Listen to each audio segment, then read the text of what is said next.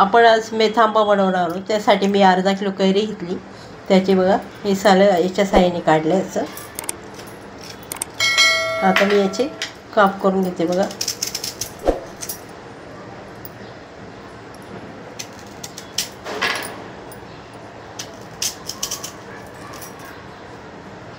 अशी काप मी करून घेतली. आता गॅसवर मी कढई ठेवली, त्यात तेल टाकले, त्याच्यात राई घालते,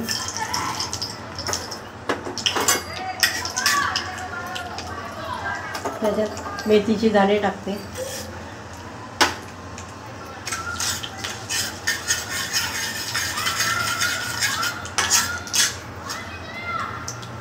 त्यात हिंग घालते, त्याच्यात ह्या कैऱ्या टाकते,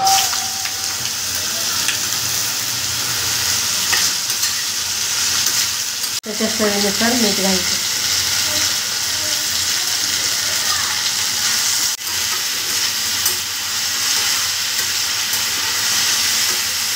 असे परतून घेतले आणि त्याच्यावर 5 मिनिटं झाकण ठेवते. कैऱ्या आपल्या सगळ्या मऊ झाले. त्याच्यावर जर गूळ घालते मी बघा. 2 वाट्या कैऱ्या असेल, कैरीचे तुकडे असतील तर 1 वाटी गूळ घालायचे.